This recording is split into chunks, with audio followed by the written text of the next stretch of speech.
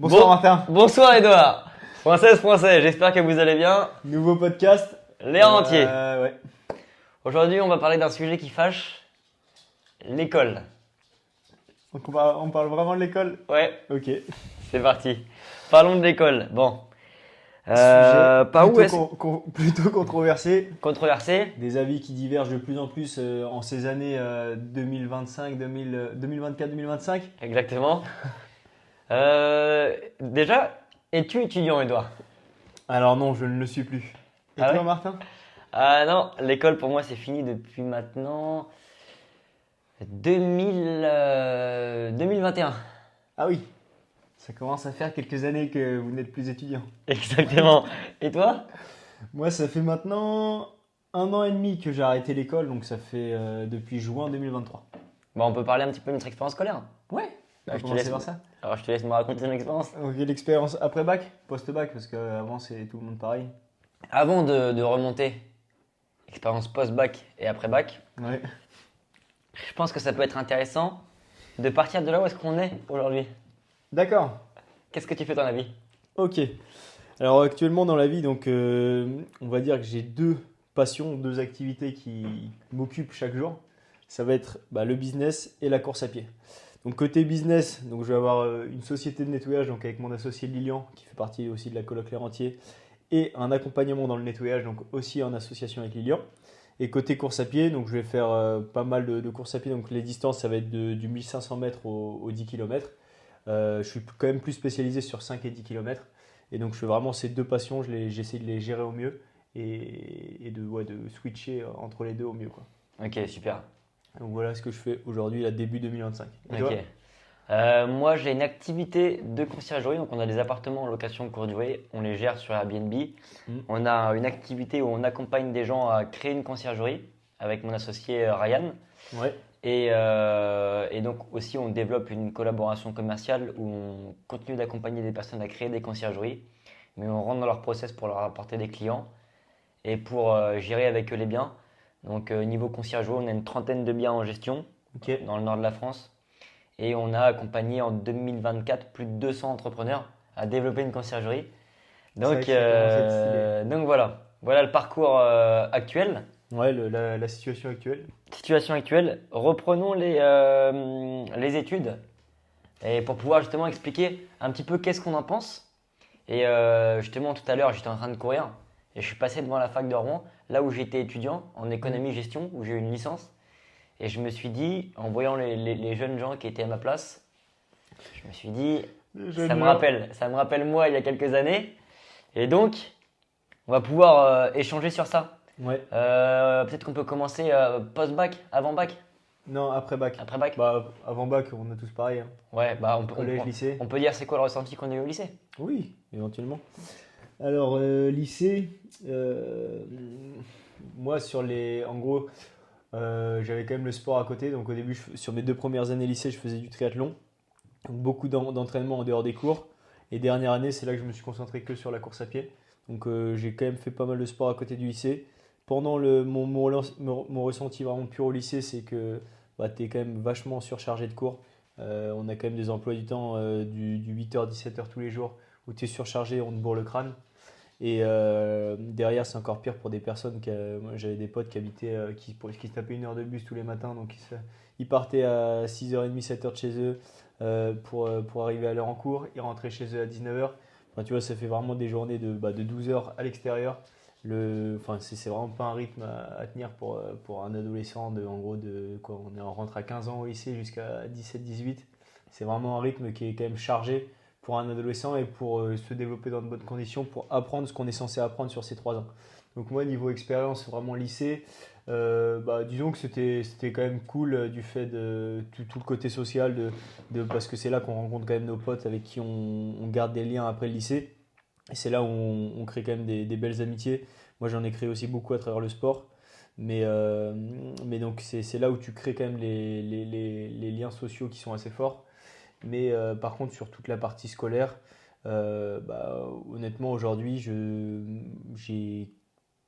sur tout ce qu'on a appris, il n'y a plus grand-chose qu'on utilise et qu'on a forcément, enfin qu'on a retenu. Et tu voulais faire quoi quand tu étais au lycée? Lycée, bah, moi, fin de lycée, j'hésitais soit, vraiment fin de lycée, ouais, soit partir pour essayer d'être pilote de ligne, soit, soit justement entreprendre, j'étais déjà là-dedans. Donc en vrai, j'avais les double options, sauf que forcément, bah, les parents, ils préféraient l'option pilote de ligne. Ils préféraient l'option études bah, sortir avec un diplôme et sortir pilote, tu vois, c'est quand même un parcours qui rassure au niveau de la famille. Mais après, j'avais quand même l'envie d'entreprendre. C'était à ce moment-là que moi, je commençais à regarder pas mal de choses sur les réseaux. Je lisais mes premiers livres et tout. Donc, j'avais quand même cette envie-là sans bah, une idée très concrète derrière parce que j'y connaissais pas grand-chose à ce moment-là, quoi. Ok, très bien. Ouais. Toi, ressenti lycée? Moi, ressenti lycée. T'as eu un lycée un peu différent du mien? Ouais, moi j'ai commencé la course à pied en terminale. Hmm. C'est là qu'on s'est rencontrés d'ailleurs? C'est là qu'on s'est rencontrés. Mes ressentis lycée, moi j'ai beaucoup fêté, j'ai beaucoup fait de soirées, Hmm.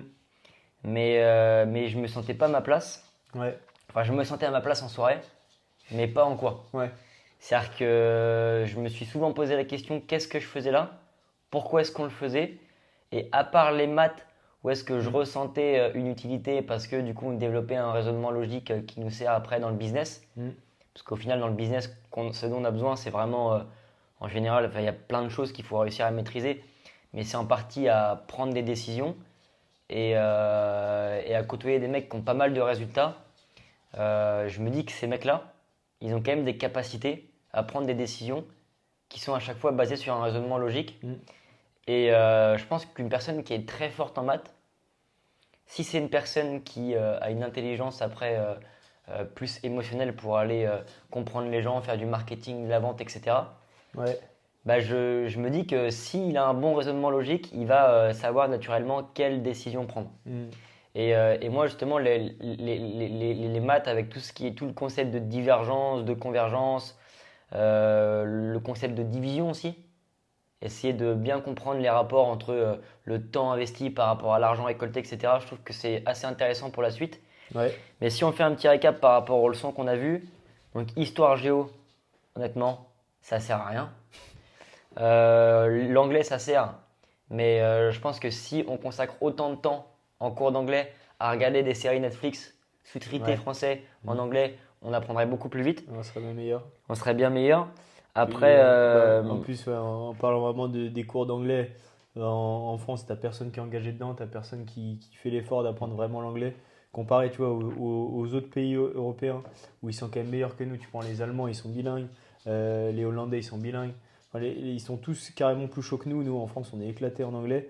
Et t'as vraiment quand même un peu une croyance, un mœurs à ce niveau-là commun des Français où l'anglais, on s'en fout en cours. ouais. Personne n'y prête attention, quoi. Alors que ce sera quasiment la matière la plus importante. Ouais, c'est clair. Et après, philosophie, bah, je pense que c'est intéressant la philosophie, Ouais, mais on n'y prête pas suffisamment attention. c'est Et pareil. la manière dont c'est enseigné quand on est au lycée, c'est pas intéressant. Donc en fait, Comme ça, globalement, les deux matières qui peuvent être potentiellement les plus intéressantes, c'est les deux plus. Enfin, où là, les gens Sous-cotés. sont, ouais, les deux Les plus gens s'en sous-cotés, battent les et couilles, les hein. gens s'en branlent complet. Et du coup, le lycée, j'étais un peu perdu. Ouais. Donc j'arrive fin terminale. Je ne m'étais pas encore trop intéressé à ce business à ce moment, au business. Mhm. Donc c'était Parcoursup. Mhm. Je mets plein de voies possibles. Je mets STAPS, j'ai mis des écoles de commerce, DUT technique de commercialisation. Je me rappelle, c'est là où tout le monde voulait aller. Et après, j'ai mis licence d'éco, etc. Et j'ai été pris en STAPS et en licence d'éco. Donc je me suis dit, autant aller en licence d'économie. T'avais envisagé de faire prépa commerce et tout? Parce que ça me fait penser que moi, du coup, j'avais envisagé ça. C'était soit l'option pilote de ligne, soit partir en prépa commerce et après tenter une école de commerce, quoi. Non, moi je voulais pas faire une école de commerce. En fait, je voulais partir vraiment en DUT et faire un truc en alternance. Ouais, Mais en fait, j'ai pas été pris, donc je suis allé en licence éco. ouais, Mais franchement, j'ai été agréablement surpris par la licence économie. ouais. Parce que à économie, gestion, on apprend des choses qui sont pas actionnables. Mhm. Donc on va pas sortir d'une licence économie ou même d'un master en économie avec des choses qui vont nous permettre de pouvoir entreprendre. Mais l'avantage, c'est que du coup, on a quand même moins de cours. Ouais. Il y a plus de flexibilité. Chacun vient quand il veut en cours parce que c'est l'université. Mhm. Et du coup, c'est de l'autoresponsabilisation. Tu arrives à la fac, tu es 600. Tu finis l'année, tu es 300. et tous les ans c'est divisé par 2 jusqu'à la L3, Ouais. alors que c'est, je dirais, 3 fois plus simple que le lycée, en vrai, que la terminale S. Ok, ouais. Et du coup, bah, je pars sur une licence économie. Et paradoxalement, quand je suis arrivé en licence éco, ça me plaisait. Je commençais à m'intéresser au business en même temps, en parallèle, Ouais. parce que c'était assez lié. Donc j'ai lancé 2 ou 3 projets.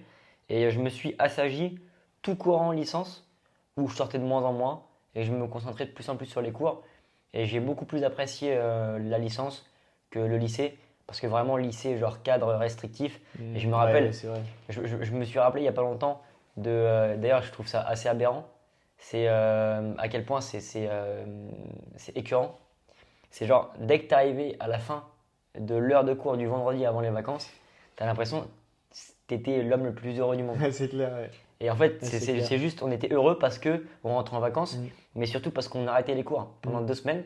Et c'est comme si en fait, on arrêtait un supplice pendant 2 semaines. Ouais.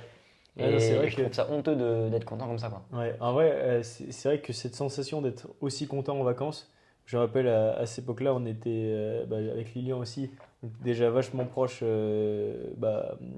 on s'appelait souvent et autres, et on se voyait souvent en vacances, et on était tellement refait d'être en vacances, genre cette sensation d'être aussi content, je pense que je sais même pas si j'ai déjà retrouvé depuis Ouais. ces vacances, tu vois. Moi non plus. Parce que c'est vraiment la sensation où t'as jamais été aussi content, Ouais. quoi. T'es D'avoir deux t'es heureux. semaines. Et les vacances d'été, c'est encore un autre Ouais. step. Ouais. Tu sais que pendant 2 mois, tu viens pas en cours. Ouais. Nous avec Lilian, on attendait les vacances d'été comme des oufs. Et dès que c'était les vacances d'été, ça y est, on était refait. Mais Putain. t'es le roi du monde, Ouais, quoi. c'est clair. T'es le full liberté pendant 2 mois. Alors qu'en fait, C'est- ouais, c'est ça, t'es content parce que tu sais qu'il y aura de la liberté, Ouais, parce que t'as pas la liberté quand t'es en cours. ouais, c'est ça. Et en fait, du coup, les cours, c'est vraiment genre ça te restreint Ouais. au niveau de la liberté. Et je C'est vrai trouve que ça aberrant, moi, ça le m'a mot écœuré. écœurant, il est bon parce que tu vois que on ne devrait pas ressentir des émotions comme ça, le fait d'être en vacances, parce que ça, tu vois, ça crée vraiment un contraste avec ces émotions-là où on est archi content d'être en vacances et les émotions courantes de la vie normale où maintenant, tu vois, nous on a une bonne situation aussi, donc c'est différent. Peut-être que les personnes dans des situations qui leur conviennent pas, ils sont très contents d'être en vacances un week-end et autres et retrouvent un peu Mm. ce sentiment de l'école. Mais sur une période de ta jeunesse où c'est là que tu te construis, c'est pas normal d'avoir des variations émotionnelles comme ça, quoi. Ouais, c'est clair. C'est là qu'en vrai tu repères un gros défaut de la société là-dessus parce que vraiment le contraste d'émotions il est énorme. C'est clair. Et même, je pense ils ont une grosse responsabilisation, l'État. Ouais, Enfin, je sais pas, c'est l'éducation nationale. ouais, Parce que, en fait, ils vont se plaindre que dès qu'on arrive en études supérieures, la plupart des personnes qui vont arriver en études sup vont péter un plomb, mm, genre littéralement, Mm. dès qu'ils arrivent à la fac. Et c'est pour ça qu'il y a un énorme taux de personnes qui vont échouer sur la première année. mm, Parce que, bah, il y a des personnes, ils étaient au lycée, ouais, ils ont eu leur bac, ils ont pris une école sur Parcoursup, ils ont été pris à la fac, et durant tout le lycée, comme ils étaient mineurs et que je pense que les parents mettaient une attente sur eux, mm, bah, c'est des personnes qui ont travaillé parce qu'ils n'avaient que ça à faire, mm, ils sortaient pas, etc. ouais, avec les restrictions. Moi, c'était quand même différent parce que j'avais quand même une grosse liberté, Mm. donc je pouvais sortir autant que je voulais, même quand j'étais au lycée. Ouais, Mais ce qui est aberrant, c'est que tu arrives à la fac, le mec qui a 18 ans, qui a son appartement, qui n'est pas restreint par ses parents, ouais, et même si ses parents le restreignent, bah, le type, il s'en bat les couilles, tu vois, Ouais, ses c'est parents ne clair. sont pas avec lui. ouais, Il arrive à la fac, on lui dit les cours sont pas obligatoires, il commence à aller en soirée le jeudi soir, ouais, et après, bah, forcément, il vient plus le vendredi. ouais, c'est Et fini. après, c'est cascade, boule de neige. Ouais. Les mecs, ils viennent plus jamais en cours. Et après, tu finis par te chercher. Et c'est pour ça, moi, ça m'a grave choqué à quel point, quand j'étais au lycée, dans ma classe en terminale, ou même en première, j'étais pas du tout le premier de la classe, tu vois. Ouais, J'étais le mec, je m'en battais les couilles. Je dormais en cours parce que je me couchais grave tard. Je pensais plus à ce que j'allais faire le week-end et tout. Mm. Et j'étais impressionné par des personnes qui charbonnaient, tu vois, qui ouais, étaient là, etc. Ils révisaient leurs cours et tout. ouais, Je me posais déjà la question, mais pourquoi est-ce qu'ils font ça? Enfin, je me posais la question, est-ce qu'ils savent vraiment pourquoi est-ce qu'ils révisent? ouais. Parce qu'ils révisaient, mais je pense qu'en fait, c'était juste pour avoir Ouais, des bonnes notes. du par par cœur. bonne note. Et le deuxième truc, quand je repense à certaines personnes, Mm. je me dis qu'il y en a beaucoup qui ont complètement explosé à la fac. Ouais. Genre, ils ont fait n'importe quoi. Ouais, je vois. Il y avait une meuf, par exemple, la dernière fois. Bon, je juge pas les personnes qui bossent à la Fnac. Mais la meuf, elle était au lycée avec moi. Et vraiment une des meilleures de la classe. Mm. Elle voulait faire médecine, etc. Tu vois. Même, il y a l'histoire du TPE quand t'es en S, je sais pas si tu te rappelles. Ouais, je me rappelle. Il y avait cette meuf, tu vois, j'aurais pu être avec elle dans le TPE. Tu vois. Je me suis dit, non, non, je vais avec mes potes et tout. Mm. J'aurais dû être avec elle parce qu'elle a eu 18. Moi, j'ai eu 4 avec mes potes. Donc, j'aurais eu des points d'avance en arrivant en terminale, j'aurais été plus serein. Et là, pour le coup, c'était pas un choix logique. C'est clair. Et, C'était un bon choix émotionnel. parce que je sais que la meuf, elle aurait tout fait et qu'on aurait une bonne note. Donc, Ouais. ça aurait été mieux. Mais tu vois, je me dis, au lycée, cette meuf a bossé et tout. On est arrivé à la Fnac, frère. Enfin, je suis arrivé à la Fnac pour acheter un casque. La meuf, elle était là, à bosser à la caisse. Ouais. Du coup, j'ai parlé un petit peu avec, etc. Ah ouais, Ouais. parce que vous êtes reconnus quand même. Ah, on s'est reconnus, on a Ouais. fait première et terminale ensemble. Mm. Et j'ai essayé de. Tu vois, on parlait, etc. Et j'ai essayé de capter pourquoi, qu'est-ce qui n'avait pas fonctionné, tu vois. Ouais.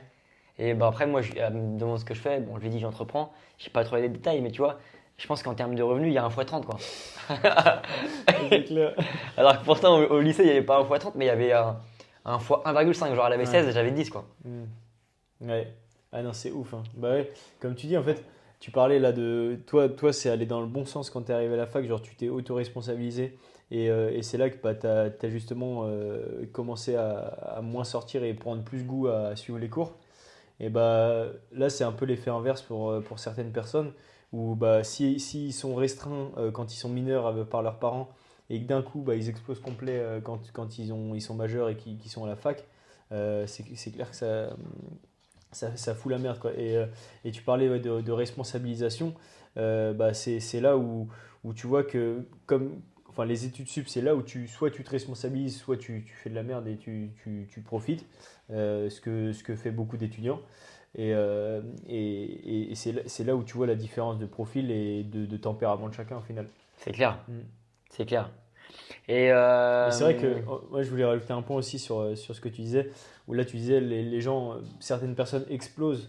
Je sais pas ce qu'il a mis. Va panier. Allez, wesh, allez.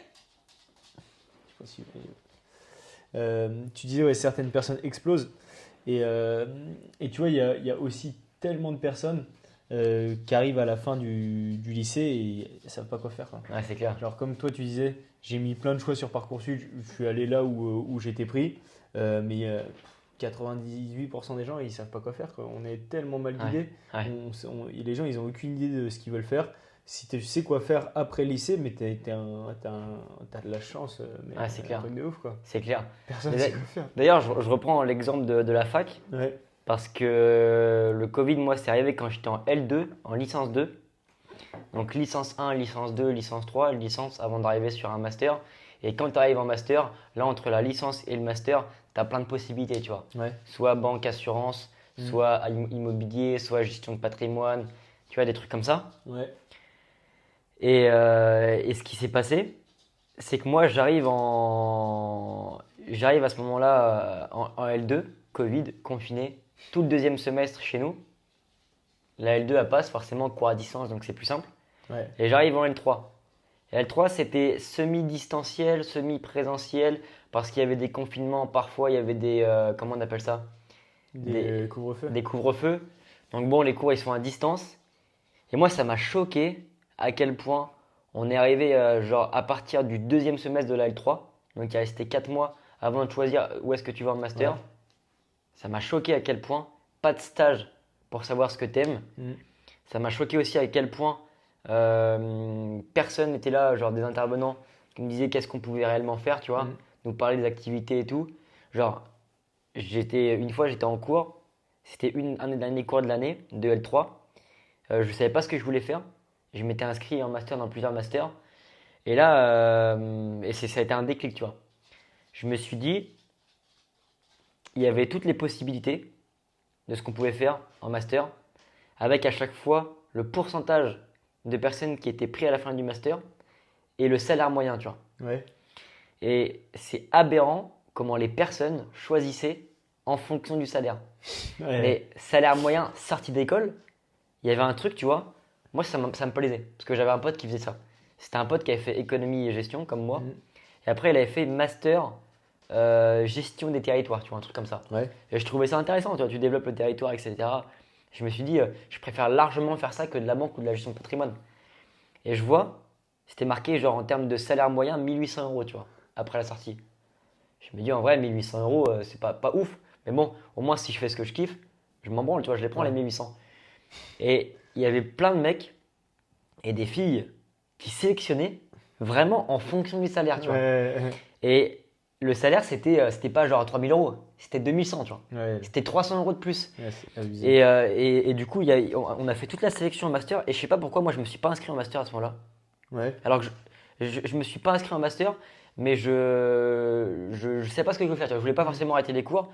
Je me suis dit, bon, bah, je me suis pas inscrit, je sais pas où est-ce que ça allait mener. Et là, résultat des masters, tu vois. Et je me rappelle, il y a des personnes qui arrivent dans la fac et tout, tu vois, ultra refait, parce qu'ils ont été sélectionnés pour un master. Ouais, je suis un master conseiller, gestion de patrimoine, sortie de salaire 2300. Je suis les mecs, ils vont sortir avec 2300.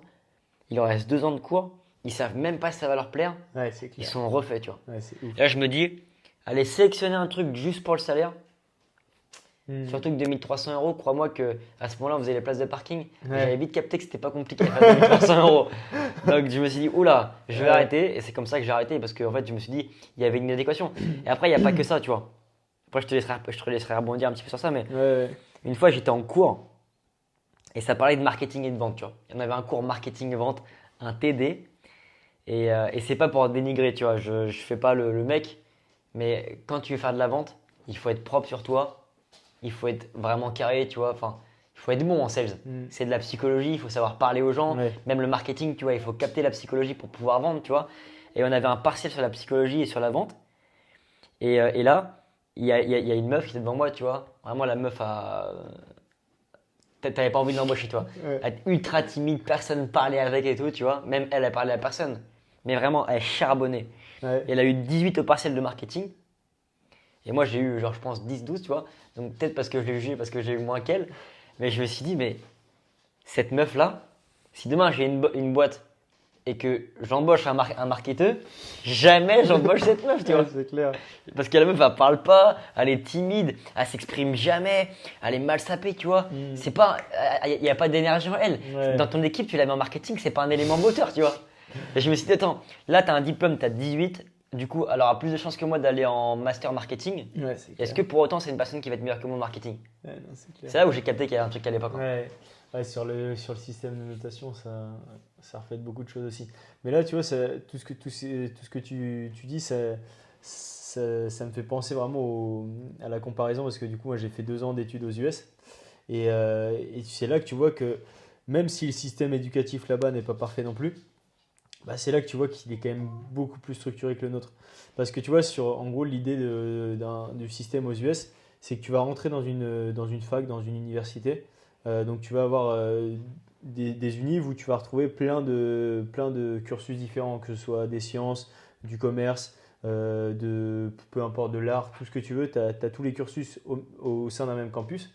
Et derrière, en gros, tu pars sur 4 ans d'études, donc un bachelor. Après, si tu veux faire un master, tu peux, mais les Américains, oui, ils font les 4 ans d'études, le bachelor, et avec ça, ça leur permet largement de trouver du taf. Et tu vois, sur ces 4 ans d'études, donc c'est divisé en 8 semestres, déjà, sur les 3 premiers semestres, ça va être archi général pour tout le monde, donc tout le monde va avoir à peu près la même chose. Que ce soit, tu vois, moi je me suis retrouvé avec des classes de musique, donc des trucs similaires à ce qu'on faisait au collège, des classes un peu de rédaction, de lecture, etc. Tu vois, des classes vraiment, vraiment quand même générales. Et ça, tu vas le retrouver sur les 3 premiers semestres. Et en fait, sur la première, enfin, dès que tu t'intègres le campus, tu vas choisir un major. Donc, tu vois, tu vas choisir un major soit dans le commerce, soit dans la science, soit dans comme je disais, l'art, enfin, peu importe, tu choisis ton major. Et ce major, tu peux le changer à tout moment dans ton cursus. Donc, plus tu le fais tard, bah, plus c'est compliqué parce que tu vas devoir rattraper des classes. Mais tu vois, si tu le fais à partir du troisième ou quatrième semestre, ça change quasiment rien parce que tout le monde a à peu près les mêmes classes au début. Mm.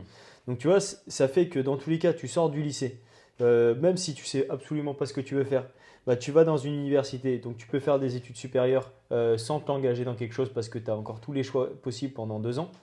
Tu rentres dans l'université, tu peux tester un petit peu tout parce que chaque semestre, tu peux tester un major différent, un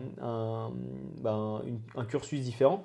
Et derrière, donc ça, c'est sur les 2 premières années. Et après, dès la 3e année, tu as un stage qui est obligatoire donc en entreprise. En fait, sur les 4 ans, tu vas avoir enfin, en tout cas, c'était comme ça dans mon université. Je ne sais pas si c'est exactement comme ça dans toutes les unives, mais sur les 4 ans, tu vas avoir un mentor l'objectif de ce mentor, c'est de te suivre à chaque semestre. Tu fais un meeting avec lui et il te donne des choses à faire. Et le but, c'est qu'au bout des 4 ans, il t'aide à trouver ton taf et ton entreprise, tu vois, Ouais. en fonction de ce que tu veux faire. Et du coup, il te suit vraiment chaque semestre. Tu as un meeting avec lui et tout. Un meeting. Ouais. C'est énorme. Ouais, non, c'est stylé. Et du coup, tu fais ce meeting avec ton mentor. Et du coup, il t'oblige à aller à certains événements où tu as des entreprises qui viennent à l'école pour rencontrer justement des recruteurs. Après, donc en 3e année, tu as un stage obligatoire. 4e année, tu as un stage obligatoire.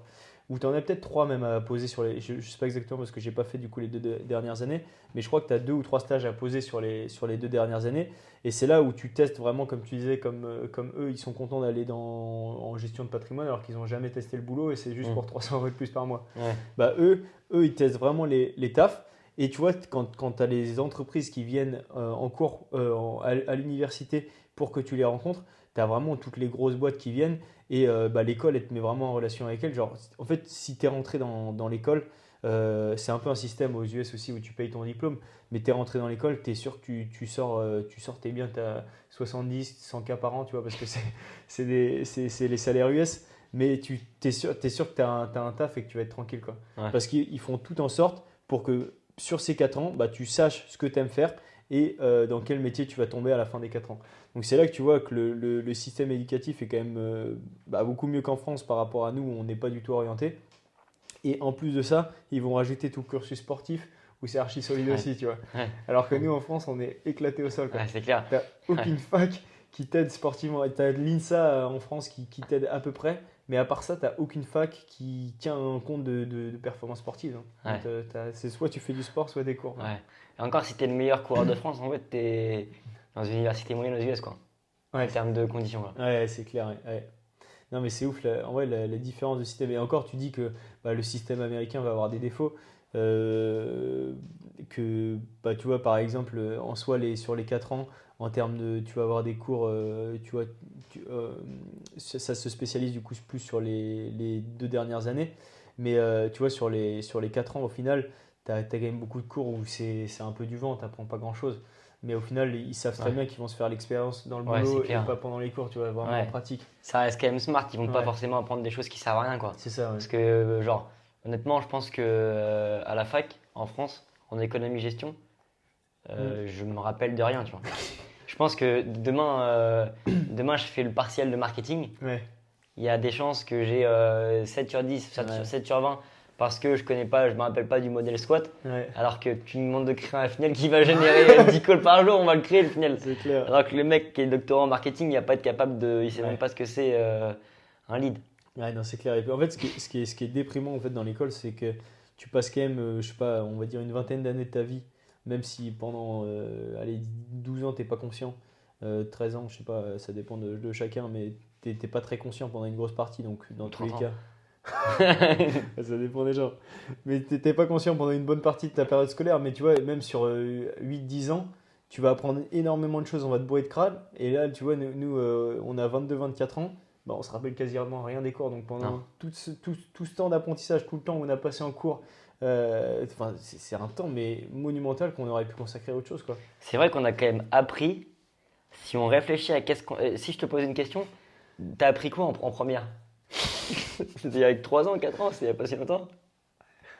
En vrai, non, c'est un peu plus quand même. C'est il y a... 4 ans et demi. Ouais. T'as appris quoi en première? Déjà, en première, je crois que c'est là où tu choisis une spécialité ou c'est un Ouais. terminal? C'est en première. Ok. Choix S, ES, machin. Ouais, mais est-ce que tu choisis aussi spé maths et tout à ce moment-là? Non, terminale. Ok. Première, en vrai, putain, moi, en vrai, ce dont je vais me rappeler, c'est peut-être, tu vois, j'ai encore des bases en espagnol, tu vois, Ouais, donc c'est les langues. ouais. Les langues. Après, tout ce qui est maths, tu vois, tu gardes quand même la En histoire géo, tu te rappelles un truc que t'as appris? Un truc, non. Tu vois, Alors qu'on y passait 4 heures par semaine ouais, c'est abusé. pendant un an. Mm. Donc ça veut dire que, enfin, je veux dire, le seul système, c'est apprendre pour avoir une bonne note pour pouvoir passer l'année d'après. Ouais. Et si tu n'apprends pas et que tu n'as pas de bonne note, tu redoubles. C'est une incitation éclatée au sol. Ouais, c'est Et clair. justement, je pense que c'est cette prise de conscience, tout courant scolarité, genre dès début lycée, mi-lycée, jusqu'après la fac, où en fait, tu avances et tu te rends compte des incohérences. Ouais. Et tu te dis, Mm. pourquoi est-ce qu'il y a ça? Pourquoi est-ce que les personnes qui ont une meilleure note que moi vont mieux réussir dans un domaine où la réussite n'est pas du tout liée à comment est-ce que tu fais pour apprendre les cours? Mm.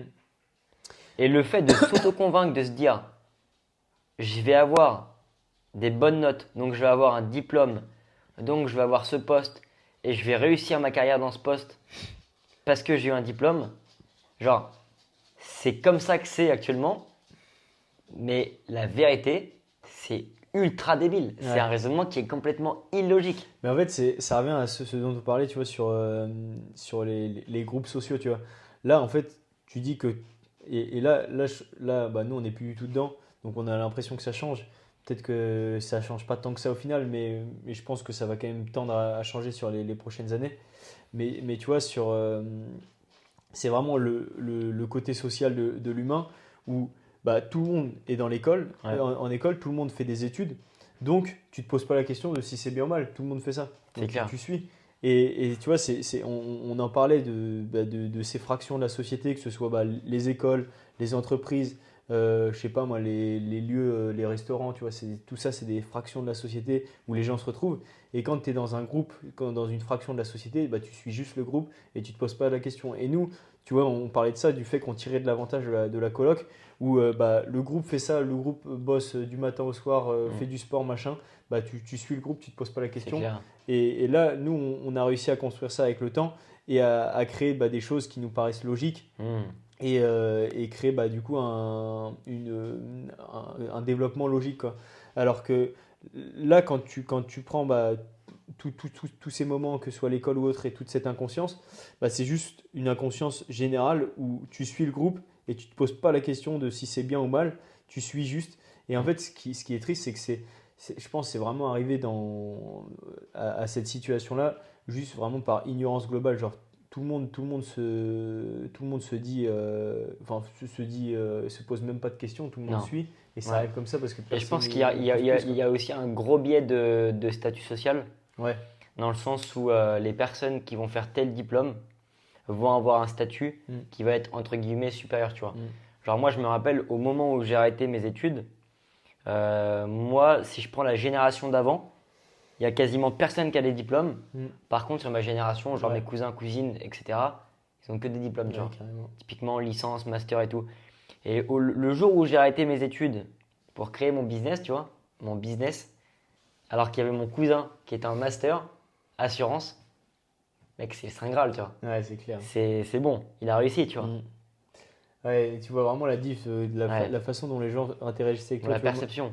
quand je disais aux gens, ouais, je fais mes études aux US, tu vois, ils étaient, waouh, c'est énorme, ah ouais, Ouais. comment tu fais, quoi. Ouais. Et dès que je disais, j'ai stoppé mes études, tu vois, ils disaient, mais qu'est-ce qu'il demande, lui? Qu'est-ce qu'il fait? Tu vois, la perception, elle est Ouais. dans le qu'est-ce que tu es en train de faire, et du coup, ce que tu es en train de faire, ça va te permettre de devenir ça. Et en fait, du coup, le qu'est-ce que tu es en train de faire, si tu es en train de faire des grosses études, tu vas forcément avoir soi-disant un bon statut social, donc tu es déjà considéré comme haut dans la société, tu vois, parce que tu fais des hautes études. Mais derrière, bah nous, on n'est plus du tout dans cet état d'esprit-là, mais c'est ouf comment toute la pression sociale, au fait, elle crée. Toute la pression sociale, elle crée ces croyances-là au final. C'est clair. Mm. C'est destructeur. Ouais, c'est destructeur, mais c'est vraiment arrivé, je pense, par ignorance Ouais. collective, quoi. C'est clair. Mais je pense que ça va quand même. Moi, je suis vachement. Comment on dit contraire de pessimiste? Optimiste. Je suis vachement optimiste là-dessus Ouais, moi aussi. parce que je pense que ça. Bah, déjà, tu as l'impact des réseaux sociaux. Tu vois, l'école maintenant, ça devient YouTube, ça devient les formations, ça devient. Ouais. Tu vois, les gens veulent apprendre un sujet spécifique et veulent pas. Enfin, C'est clair. tu vois, de toute façon, les consciences, elles se réveillent entre guillemets là-dessus. Et tu apprends un sujet spécifique. Tu veux plus apprendre faire des études générales ou quoi. Ouais. Donc, Bah, tu sais ça va que, tendre à changer. le marché de la vente de formation et d'accompagnement, Mm. il croît jour après jour. Mm. Mais le marché de vente de formation et d'accompagnement, c'est un sous-marché qui appartient au marché de l'apprentissage, tu vois. Ouais. En fait, le marché de l'apprentissage, il n'est pas en croissance. Ah ouais? Non. En fait, le marché de la formation et de l'accompagnement, il est en forte croissance Mm. parce qu'il prend des parts de marché à la scolarité lambda, tu vois. Parce que les gens commencent à capter le bullshit, tu vois. Ouais. Du genre, je paye un diplôme sur 5 ans qui va m'apprendre des choses qui ne me permettent pas forcément d'avoir un travail et qui vont me permettre de pouvoir générer 2500 euros par mois sur du 40 heures par semaine dans Paris, métro boulot dodo, Ouais. face à un mec qui vend une formation qui t'explique comment faire 0 à 10 000 euros par mois en 6 mois, Mm. sans capital, Sans diplôme. et pour un truc qui coûte 2000 euros, tu vois. Ouais, c'est clair. Donc forcément, il y en a beaucoup qui vont considérer que c'est du bullshit et parfois ça peut l'être. Mm. Mais je pense qu'en général, il n'y a pas, c'est ce que je sais plus où j'avais entendu ça, mais il n'y a pas de vendeurs de formation qui sont méchants, mais avec des acheteurs à la con, tu vois. Ouais. C'est le mec qui achète. En fait, soit il achète pour les mauvaises raisons Mm. et du coup il passe pas à l'action, il n'a pas de résultat, ou soit le mec qui vend l'information, ça pue, Mm. c'est possible. Mais bon, en soi, avec le temps, le marché fait que la preuve sociale et les résultats du mec vont parler pour lui. Mm. Si demain tu achètes une formation à un mec qui a accompagné 1000 personnes et que le mec il a fait 50 vidéos avec des personnes qui l'ont accompagné et que les mecs ont réussi, si le produit marche pas, ça vient pas de la faute du formateur, Ouais. c'est de la faute du mec qui achète le produit. Mm. Mais en général, tu vois, je vois aussi le fait que dès qu'il y a une personne qui achète une formation et qui réussit, les gens autour de lui vont lui demander comment est-ce qu'il a Ouais. fait pour réussir. Mm. J'ai acheté une formation.